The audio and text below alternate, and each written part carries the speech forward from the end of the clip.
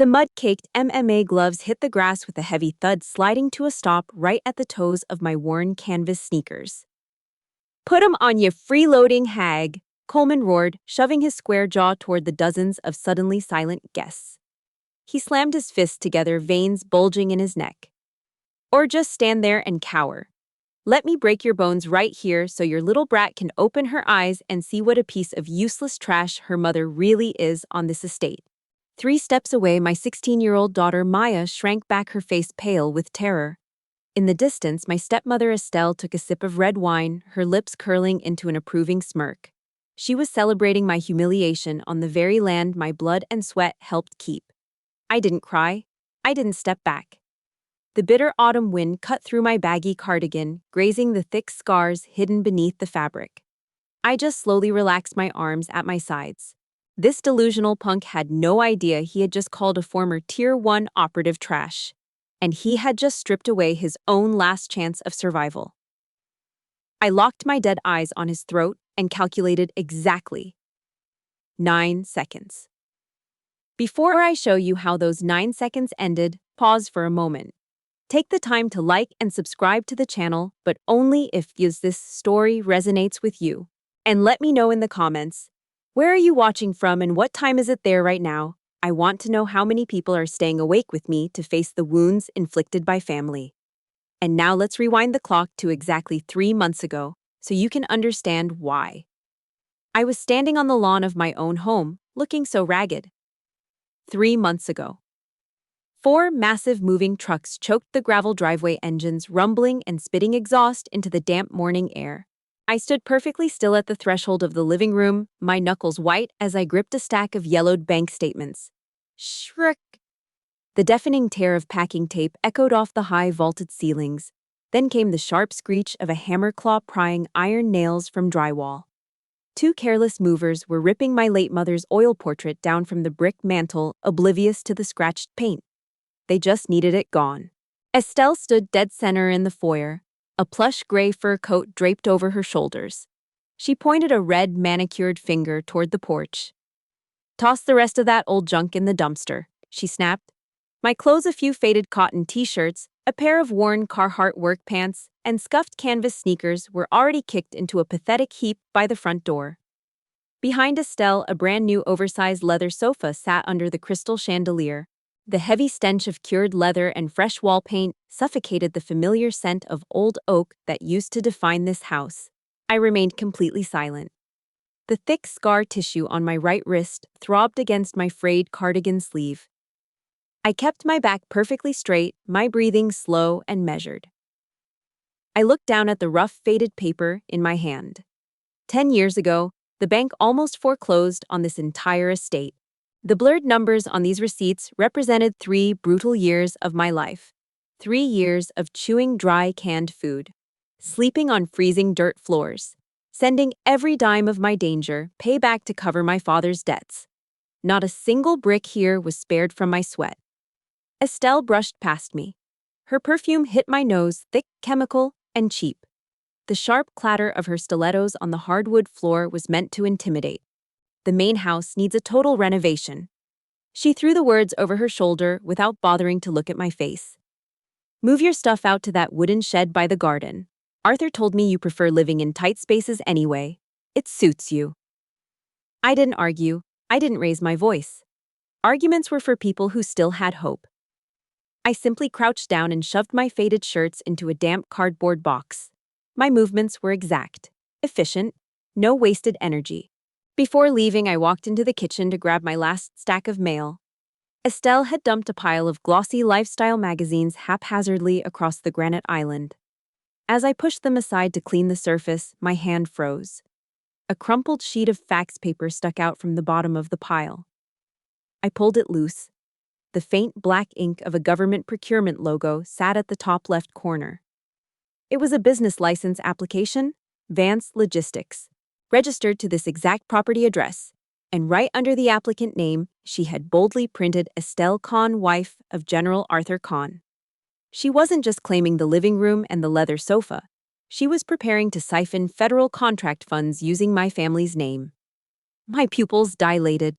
A fatal flaw in her perfect, arrogant armor had just exposed itself right here on the kitchen counter. I didn't scream about fairness. I didn't march into the foyer to demand my bedroom back. I simply folded the fax paper in half, then into quarters. I pressed my thumb hard along the crease, flattening the edge with absolute mechanical precision. I slid it deep into the front pocket of my jeans. I picked up my cardboard box. I walked past the sweating movers, stepping out the front door into the chill. Click. The heavy brass deadbolt locked into place behind me. The dry, hollow sound echoed across the porch. Locked out of my own home. A sharp autumn wind whipped across the wet lawn. It cut right through my thin sweater. It carried the strong scent of wild lilacs blooming near the rotting wooden shed at the back of the property. That smell hit my sinuses like a physical blow. It dragged me violently backward. 15 years ago. The exact afternoon I realized nobody in this family was ever coming to save me. I dropped the damp cardboard box onto the dusty floor of the shed. The impact sent a cloud of gray grit into the stale, freezing air.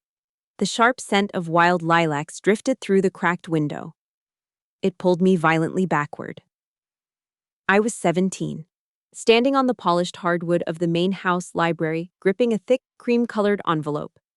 My acceptance letter to the academy. Top of the class.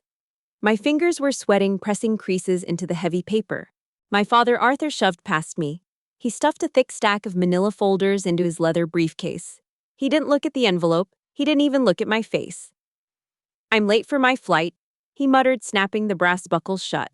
"Tell the housekeeper to lock up." The heavy thud of his boots echoed against the wood floor, growing fainter, then disappearing entirely. In his world, I was just a low-priority memo. A piece of paper shoved to the bottom of his desk. I walked out to the backyard, crushing dead leaves under my shoes. My mother Sarah was waiting near the lilac bushes. She didn't offer a hug. No soft, comforting words. She simply tossed a pair of cracked leather gloves at my chest. We'd stood on the hard-packed dirt. She didn't teach me how to bake or act like a lady. She taught me how to drop my heart rate to a crawl when backed into a corner, how to isolate a joint and apply leverage until the bone threatened to snap. I remember the sharp, metallic taste of rust spreading across my tongue, warm blood welling up from a split lip after she caught me with a brutal, unexpected elbow to the mouth. "If nobody sees you, you protect yourself," she said, her voice completely flat, watching me spit red into the dirt. "Tears don't stop fists." A deafening roar shattered the memory. A modified exhaust pipe screamed outside. Coleman. Estelle's 19-year-old kid killed the engine of his brand-new Audi, the tires kicking up wet gravel. He stepped out shirtless, dragging a massive suede heavy bag across the grass. The thing had to weigh 200 pounds. He didn't hang it on the wide, empty porch of the main house. He dragged it straight toward the old oak tree. Less than 5 steps from my shed window. The thick steel chains clanked loudly, metal grinding against metal as he hooked it over a thick branch. It wasn't about a workout. It was a threat. An arrogant punk marking his territory, stepping directly onto the last few square feet of breathing room I had left. He wrapped his hands with cheap athletic tape. He planted his boots in the mud and started throwing heavy swinging hooks into the suede. Thud. Thud. The dull, heavy impacts echoed across the yard. The thin, rotting wooden walls of my shed vibrated. The cheap glass panes rattled loosely in their frames, threatening to shatter with every punch. I turned away from the window. Maya sat on the edge of a rusty twin cot in the corner of the room. My 16-year-old daughter had her knees pulled tight to her chest. Her hands were clamped hard over her ears, her narrow shoulders shaking with every strike against the bag outside. If you're listening to this and you understand what it feels like to be completely invisible to the people who were supposed to protect you, do me a favor. Hit the like button and subscribe to the channel. And drop a comment below with a simple, yes, just one word, so I know I'm not the only one who had to learn how to survive their own family. I looked at my daughter trembling in the cold, damp shadows of a shed we were forced into. Then I looked back through the narrow gap in the curtains. Coleman threw another wild right hook, grinning right at the glass. I reached for the top button of my baggy cardigan. I slipped it off my shoulders and tossed it over the back of a broken wooden chair. If I stayed invisible today, those fists would find their way through my front door tomorrow. The morning air hung heavy with damp humidity. I ignored Coleman's arrogant glare from the oak tree. I dragged 4 heavy sheets of raw plywood and a box of thick iron nails from the back of the shed. I picked up a framing hammer. The rubber grip was worn familiar. Outside, Coleman was punishing the heavy suede bag. Thud, thud, thud. His rhythm was erratic, fueled by cheap energy drinks and ego. I measured the distance across the rotting porch posts covering Maya's window. I lined up the first nail. I swung the hammer. Bang! Solid steel driving deep into old wood. Sweat stung the center of my spine, soaking through the frayed fabric of my gray cardigan. I grabbed another nail. Bang! I was building a physical barrier, a blind made of scrap wood and desperate necessity blocking the line of sight from the oak tree directly into my 16-year-old daughter's room. My swings were exact, relentless, a machine-like pace that never sped up and never slowed down. Outside, Coleman's punches started to drag. He was getting gassed. The steady, unfazed rhythm of my hammer was getting under his skin, breaking his concentration. Night brought a biting, miserable chill. Cold wind whistled through the gaps in the warped floorboards. I sat stiffly on a rigid wooden chair, pulling a thin fleece blanket tight over my shoulders. I opened my laptop. A private network booted up, casting a harsh green glow across the dark, dusty walls of the shed. By day, I was just a broke single mother hammering nails to survive. Tonight, my calloused fingers moved across the trackpad with quiet precision. I swept through thousands of pages of federal procurement records. I isolated the application for Vance Logistics. I packaged the raw financial data into a secure, encrypted folder. Waiting. A faint knock interrupted the wind. The door creaked open. Margaret, the old housekeeper, slipped inside. She didn't say a single word. She set a steaming bowl of beef stew next to my keyboard. I watched the steam curl into the cold air. The rich, heavy smell of roasted carrots and thick gravy filled the freezing room. It was the only warmth left on this estate. Before turning away, her wrinkled hand patted my shoulder. She pressed a crumpled slip of paper into my palm. I unfolded it under the screen's glow. A credit card statement. Estelle had just charged $10,000 in designer goods directly to the estate's joint account. The next afternoon, the sun burned hot against the gravel driveway. Maya backed my rusty sedan out of the dirt patch to wash it. She turned on the cheap dashboard radio.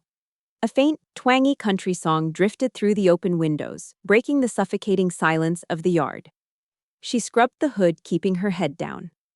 The heavy oak front door of the main house swung open. Coleman stepped out onto the porch. He scowled at the car. He marched straight across the lawn, walking with the exaggerated swagger of a guy who spent too much time staring at the mirrors in a strip mall gym. He didn't ask her to turn it down. He didn't speak at all. He just reached his thick arm through the open driver's side window, grabbed the cheap plastic volume knob, and violently wrenched it sideways. Crack! The plastic snapped off in his thick fingers. The music died instantly, leaving only the harsh hiss of static. Maya froze. She clutched a soapy rag tight to her chest, pressing her back against the wet car door. Her breathing turned shallow. I was standing near the woodpile. I felt the rough fiberglass handle of the splitting maul slide through my palms. I didn't let the heavy steel head drop. I controlled the descent, setting it gently onto the dirt. The wall of patience I had spent 3 months building finally fractured. I wiped the sawdust off my worn jeans. I didn't yell. I didn't curse. I just started walking directly toward the car.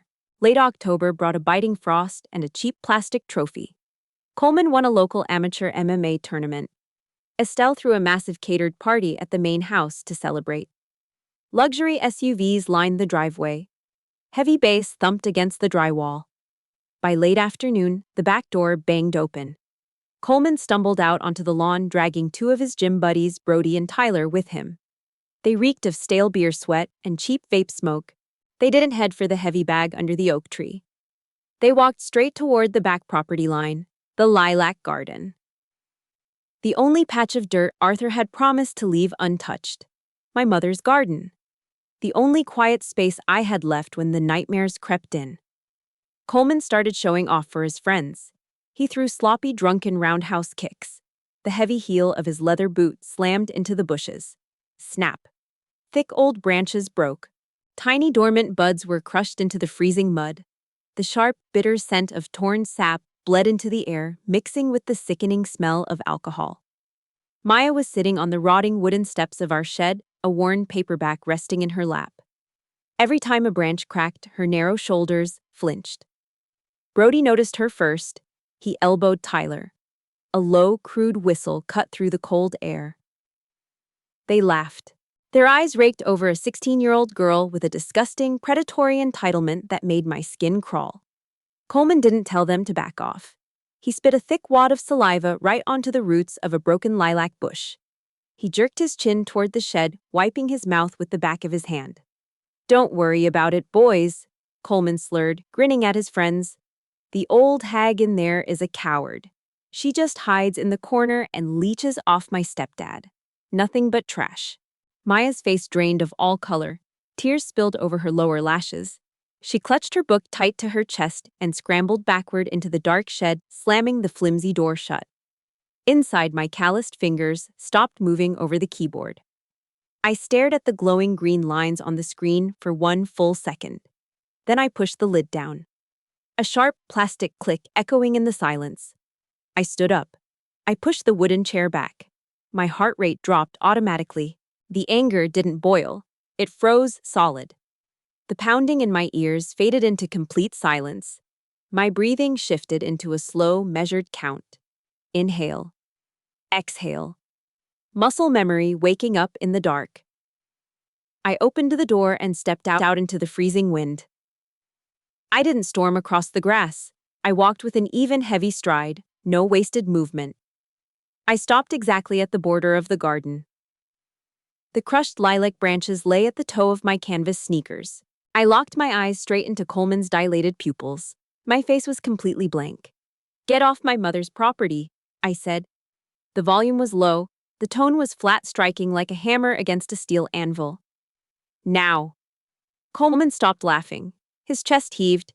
He stomped his heavy boot down purposefully, crushing another cluster of fallen flowers deep into the mud. "This garbage patch is on my stepdad's land," he sneered, puffing out at his chest to look big in front of his buddies. He marched heavily toward me.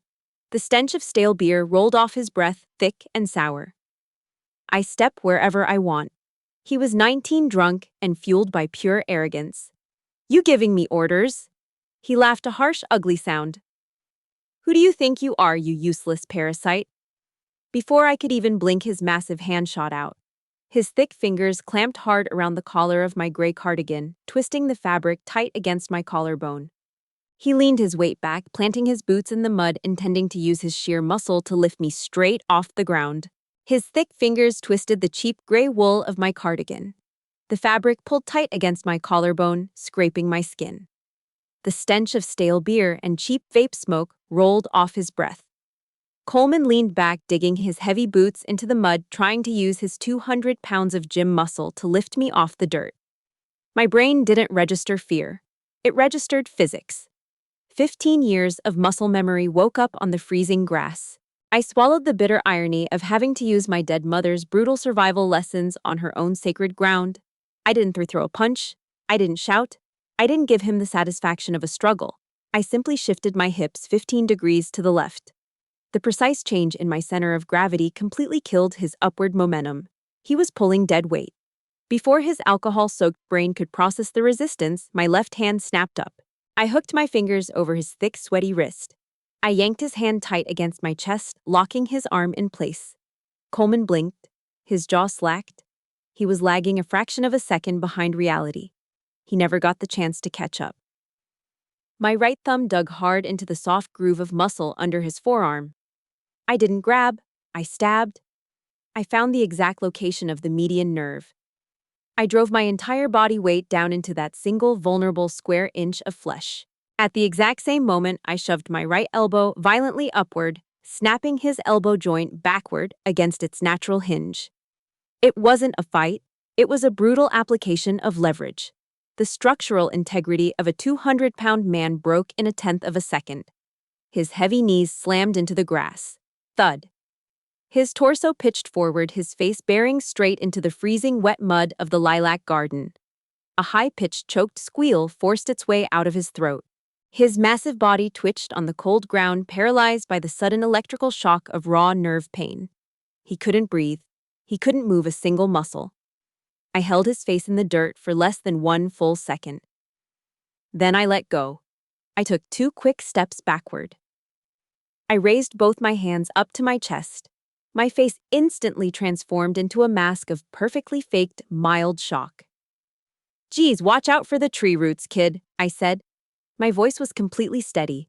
From their blind angle, Brody and Tyler hadn't seen the joint lock. They hadn't seen the nerve strike. All they saw was Coleman rush a middle-aged woman, grab her sweater, and inexplicably faceplant into the mud like a clumsy drunk. Tyler let out a confused snort of laughter. Coleman scrambled to his knees, spitting dark mud from his lips. He clutched his throbbing wrist tight to his chest. His eyes were wide, bloodshot, overflowing with pure shock and stinging humiliation. He opened his mouth to scream to salvage his bruised ego, but his throat was locked tight. He couldn't form a single word in front of his friends. The illusion of his power was shattered. If you've ever had to swallow your pride and play the victim just to survive a toxic family situation, do me a favor. Hit the like button and subscribe to this channel. Drop the word "survive" in the comments below so I know you're standing with me against this kind of abuse. I didn't wait for him to find his voice. I turned my back on him, leaving him kneeling in the dirt. I walked up the rotting wooden steps of the shed. I pushed Maya gently inside and shut the heavy door behind us. Click. I slid the cheap metal deadbolt into place. I pulled the faded, dusty curtains shut across the rattling glass panes. The yard outside went dead silent. But I wasn't fooled. I wiped a speck of wet earth from my knuckles. I knew exactly what that silence meant. That fall was just the primer. Estelle was coming tonight.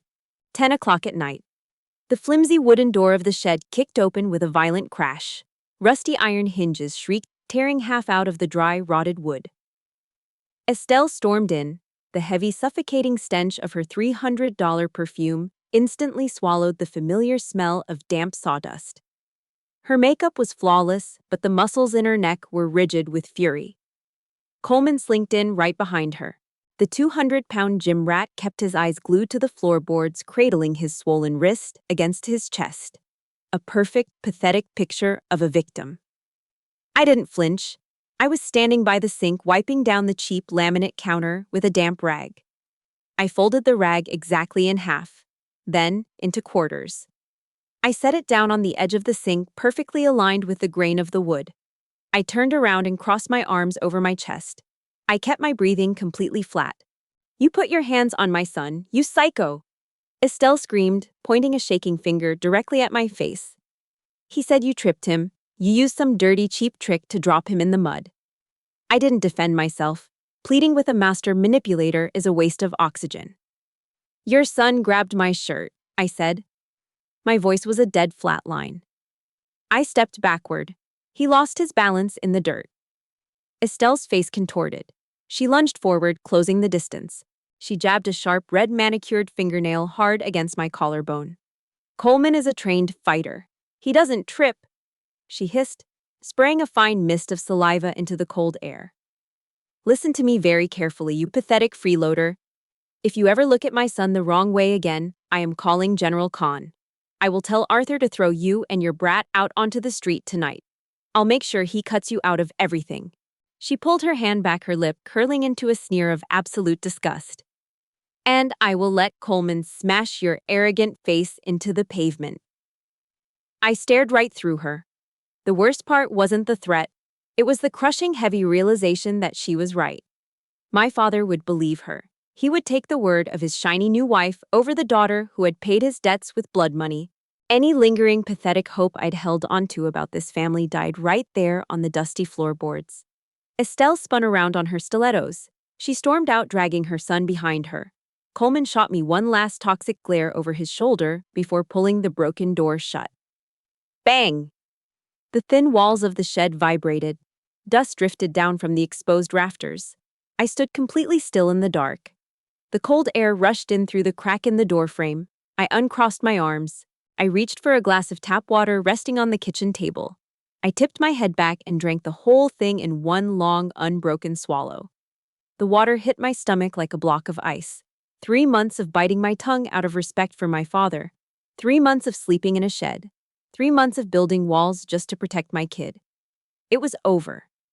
If they wanted to use money and power to crush me, they were going to learn a very hard lesson about how the real world worked. I pulled out the rigid wooden chair. I sat down. I opened the lid of my laptop. The screen flared to life, casting a cold green glow over my knuckles. I didn't open a browser. I bypassed the standard gateway and connected directly into the secure federal procurement server. If Estelle wanted a war over real estate and influence, I was going to show her exactly what real power looked like. In the pitch black of the shed, the cold light of the screen illuminated the sharp angles of my cheekbones. I scrolled through the $40 million government procurement file. Estelle had brazenly forged the warehouse capacity numbers for Vance Logistics. Worse, she had listed Arthur as the lead advisor to bypass the background checks trading on his name without his knowledge. I didn't reject the file outright. That would be too quick, too clean. I typed a single command line, freezing the application entirely. I flagged the digital folder under Pending Direct Review, Critical Conflict of Interest. The trap was set. It was invisible, quiet, and absolutely lethal to her bank account. I pushed the laptop screen down. Click. The dry sound of cheap plastic snapping shut. The judgment was signed. 3 days later, the gravel driveway was choked with luxury SUVs. It was Saturday afternoon. Estelle was hosting a massive catered party to celebrate the completion of her new glass greenhouse. The heavy thumping rhythm of a live jazz band drifted across the lawn, mixing with the sharp clinking of crystal wine glasses. The smell of charred barbecue and expensive cologne hung thick in the cold air. I stood in the shadows near the edge of the patio, wearing my gray frayed cardigan. My worn canvas sneakers crunched softly against the loose gravel. I kept one arm firmly wrapped around Maya's shoulders, pulling her close. I played the part of the invisible ghost, perfectly watching Estelle glide through the crowd in a tailored suit. She was loudly boasting to a group of investors about the massive government contract she was about to secure. She had no idea the woman standing in the torn sweater 20 feet away had already severed the oxygen line to her entire future. Suddenly, the crowd near the bar parted. The jazz music seemed to fade into the background. Coleman pushed his way through the well-dressed guests, completely ignoring the country club dress code. He was wearing a tight, sweat-soaked rash guard, hauling a filthy gym bag over his shoulder. His jaw was locked tight. The humiliation from 3 days ago was still burning in his red, bloodshot eyes. He marched straight across the lawn, heading directly for the shadows where I stood. He didn't say a word to the guests. He reached into his bag, pulled out a pair of mud-caked MMA gloves, and hurled them onto the grass. They hit the ground with a heavy thud, sliding to a stop inches from my canvas shoes. "Put 'em on, you freeloading hag," he roared. The entire party went dead silent. The jazz band stopped playing. Coleman shoved his square jaw forward, veins bulging in his neck. He stepped closer, deliberately forcing Maya to shrink back against the rough stone wall of the patio. "Or just stand there and cower. Let me break your bones right here so your little brat can see what a piece of useless trash her mother really is on this estate." Across the lawn, Estelle didn't intervene. She took a slow sip of her Cabernet, her lips curling into a satisfied smirk. I didn't step back. The bitter autumn wind cut right through my clothes, brushing against the thick scars hidden beneath my wool sweater. This arrogant punk didn't realize he had just crossed the final physical line. I reached up and unbuttoned the frayed cardigan. I pulled it off my shoulders and folded it perfectly in half. I draped it over the back of a wrought iron patio chair, leaving me in just a plain black t-shirt. I stepped out of the shadows, walking onto the open grass. I let my arms hang loose and relaxed at my sides. I locked my eyes directly onto his throat. "When you want to quit?" I said, my voice barely above a whisper but carrying through the dead silence of the yard. "Just stay down." 9 seconds on the clock. Coleman roared, rushing forward like a bull. He opened with a heavy 1-2 combination aimed directly at my jaw. To the crowd, the punches looked fast. To me, they were sluggish, broadcasted seconds in advance. There was a massive delay in his reaction time. I didn't raise my hands to block.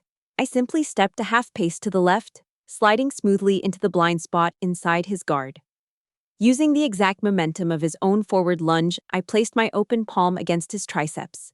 I shoved hard, forcing his center of gravity to spill forward over his knees. He stumbled violently, his heavy boots tearing a massive chunk of sod out of the manicured lawn. His face flushed dark red with embarrassment. Humiliated by the miss, he overcorrected. He planted his lead foot and threw his gym bro specialty, a flashy spinning back kick meant to take my head off. He made the ultimate amateur mistake. He took his eyes off the target. I closed the distance before his kicking leg even left the ground. The toe of my canvas sneaker hooked sharply behind his standing ankle. At the same time, I drove the heel of my palm hard into his shoulder blade. He went airborne. His back hit the ground with a loud, hollow thud. All the air was violently forced out of his lungs. The humiliation completely consumed his logic. He scrambled to his hands and knees. Abandoning his amateur MMA techniques entirely, he lunged for my legs, trying to tackle me. He wanted to use his 200 pounds of sheer mass to crush me into the dirt. I waited for exactly that moment. I dropped my center of gravity, throwing my hips hard backward into a sprawl. The upward kinetic energy of his tackle smashed directly into the dead weight of my body, driving downward. He stopped dead in his tracks. My body weight pinned him flat against the wet, muddy grass. I hooked my left forearm loosely over the back of his neck. I threaded my right arm under his armpit, applying a slow, excruciating pressure to his cervical spine. His face was buried deep in the cold mud. "Breathe," I whispered coldly near his ear. "You're running out of oxygen." His massive arms clawed uselessly at my calves. His face turned from red to a deep, mottled purple. Suffocation and complete disgrace broke him in seconds. His muddy, trembling hand slapped the wet grass. Slap, slap, slap. He tapped out.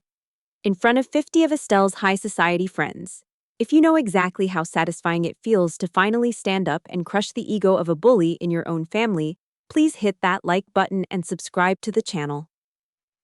Drop the word "finally" in the comments below so I know you've experienced that exact same moment of justice. I stood up immediately, brushing a streak of mud off my black t-shirt. I didn't look down at him. I looked toward the patio, meeting Maya's terrified eyes. That was the only regret.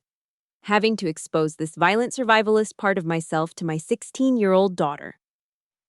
The silence on the lawn shattered. Estelle let out a piercing, hysterical scream. She dropped her crystal wine glass, the shards exploding across the stone patio. She sprinted across the grass in her stilettos, her face twisted into a mask of pure, ugly rage. She didn't check on her gasping son. She lunged straight at me, her manicured fingers clawing wildly at the air. "You animal!" she shrieked, her voice cracking as she fumbled for her cell phone. "I'm calling the police. I'm having you thrown in a cell tonight, you psychotic trash." The silence following Estelle's scream was suffocating. The guests stared wide-eyed, completely paralyzed. Estelle stood trembling on the patio. She pulled her cell phone out of her expensive blazer. Her fingers shook violently as she punched 3 numbers. Right in front of her high society crowd, she launched into a breathless, hysterical performance, claiming a psychotic woman had just violently attacked her teenage son unprovoked. I stepped back from the mud. I wiped a clump of wet grass off the knee of my worn jeans. I didn't say a word. I just stood there, clasping my hands loosely behind my back, my spine perfectly straight. I lowered my chin, my breathing slow, waiting. 15 minutes later, the flashing red and blue lights of a patrol cruiser reflected off the rough stone wall of the patio. Captain Marcus Thorne walked heavily across the lawn. The heavy leather of his utility belt creaked with every step. He rested one hand casually over his radio. Estelle rushed him instantly. She grabbed his uniform sleeve, her acrylic nails digging into the fabric. "Captain, I am Estelle Vance Kahn. My husband is General Arthur Kahn," she demanded, her voice shrill and full of manufactured panic. "Arrest that lunatic right now, handcuff her, she tried to kill my son." Captain Thorne didn't flinch. He firmly pulled his arm away from her grip. He looked down at Coleman, who was still kneeling in the dirt, clutching his throat and refusing to make eye contact. Then the captain looked at me, standing perfectly still in my faded clothes. "Does anyone here have a statement?" he asked. His voice was deep, gravelly, and unimpressed by the luxury cars in the driveway. He looked at the crowd of 50 wealthy guests. The men in tailored suits and the women holding crystal wine glasses immediately looked down at their shoes. Not a single person who had just watched Coleman threaten a 16-year-old girl stepped forward. The silence of the elite was deafening. "I have a statement." The voice was raspy, old, but steady. Margaret, the housekeeper, pushed her way to the front of the crowd. She kept her chin high, refusing to look at Estelle. "I saw the whole thing," Margaret said clearly. "Estelle and her boy have been terrorizing Grace for months. Coleman threw a pair of gloves and attacked her first. He threw the first punch." Estelle's face flushed a violent crimson. "You lying old hag! You're fired, get off my property." "Actually, sir, I have it right here." A younger voice broke through. Lucas, the 17-year-old kid who helped with the landscaping, stepped out from behind a large oak planter. He was wearing a dirt-stained t-shirt. He held up his smartphone, the screen glowing in the dusk. "I recorded the whole thing." Lucas said, his hands shaking slightly, but he held the phone out to the captain. Captain Thorne took the device.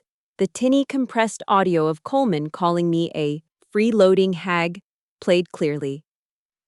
Then the video showed his wild, drunken punches, and finally his heavy body collapsing into the mud. The captain watched the video twice. He hit pause. He handed the phone back to Lucas with a nod of thanks. Thorne turned to face Estelle.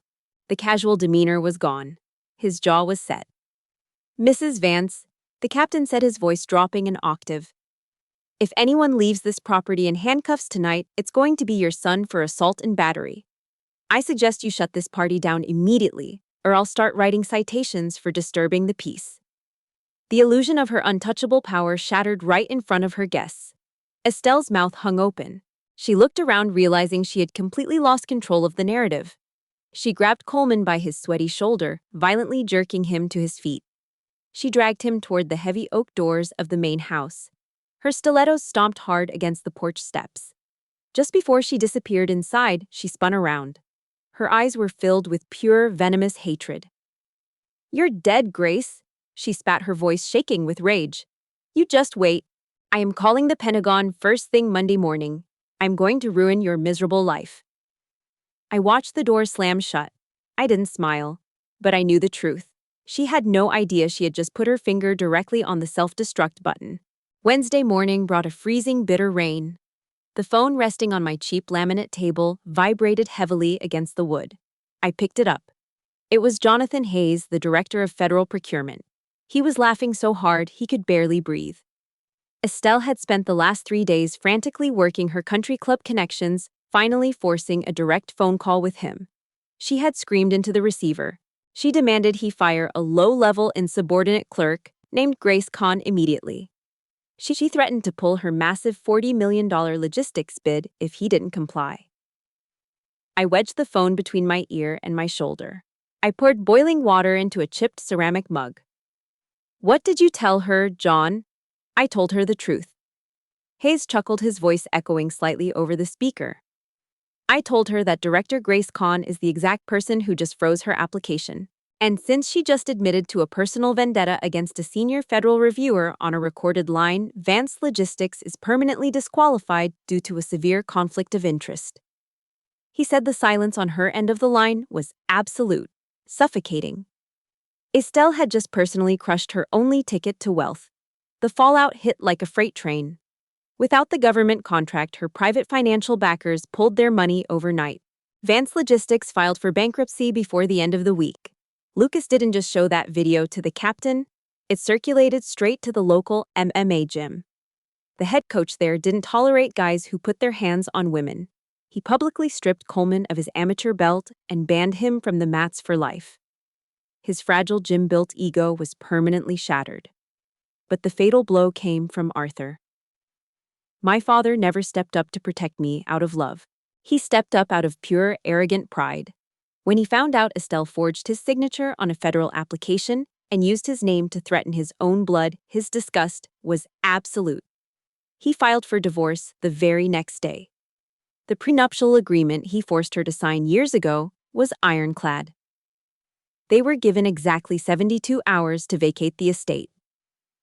Early December arrived. A biting frost coated the dead grass. I stood on the rotting wooden porch of the shed, wearing my frayed gray cardigan. I wrapped both my calloused hands tightly around my hot mug. Down at the end of the property, a rented, beat-up U-Haul truck crawled slowly down the gravel driveway. The heavy tires crunched loudly against the stones, spitting dirty exhaust into the crisp air. Estelle and Coleman sat in the cab. They didn't look out the windows. They kept their heads down, humiliated, hauling their cheap cardboard boxes out the exact same iron gates they had tried to lock me behind. I looked over at the old oak tree. The heavy suede bag was gone. The clanking metal chains were gone. The yard was perfectly still. The screen door creaked open behind me. Maya stepped out onto the porch. She didn't say a word. She just leaned close and rested her head gently against my shoulder. She wasn't shaking anymore. The freezing air carried the rich, earthy scent of damp, decaying leaves. Beneath the frost down by the edge of the property line, the old lilac bushes were already forming new, hard green buds. They were surviving the deep freeze, quietly waiting for the spring thaw. I took a slow, quiet sip of my tea. The war was over. This dirt finally belonged to the people who actually bled to keep it alive. Thank you so much for staying with me through this entire journey and listening to my story. It means the world to know I am not alone in this fight. Please take care of yourselves, protect your peace, and goodbye for now.